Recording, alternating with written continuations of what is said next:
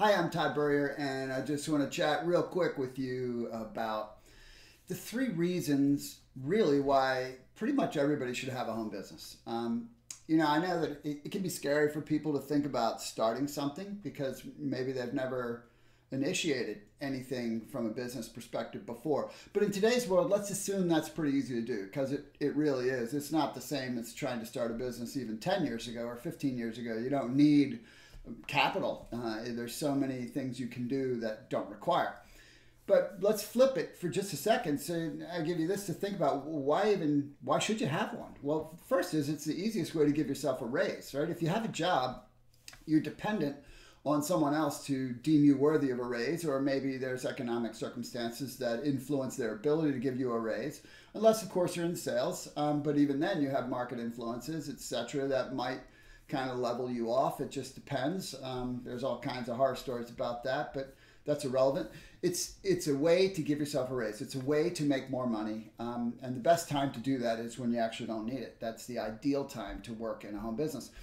And then the second thing is for diversification. Let's say you have a great job now, or you have a great business now, and you're doing really well, and you're happy as a pig in mud. That's great. But, things change. Things change fast. And all you have to do is look at the Fortune 500 today and recognize that most of the companies that are on it weren't on it 20 years ago. And most of the companies that were on it 20 years ago aren't on it now. And those are big businesses. Small businesses, things can change on a dime, right? So think about it that from the perspective of your house is an economy, and you don't want to be tied to one stream of income, because if you are, then you are extremely vulnerable. And so diversifying your income through a home business, again, especially if you already have a job or you already own a business, that's the ideal time to do it, right? Squirrel away a little bit of time and build another income stream to be a safety net, and to give you the access to do other things. And then the third reason that everybody should have one, and again, it's really easy to start a home business in today's world. Many opportunities are turnkey and cost you pretty much nothing.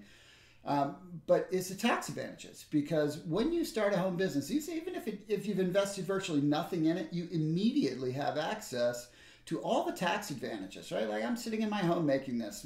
My office space is a write-off. The computer I'm doing it on is a write-off. My phone is a write-off. My cell phone is a write-off. Any supplies I buy are write-offs. The products that I use are write-offs.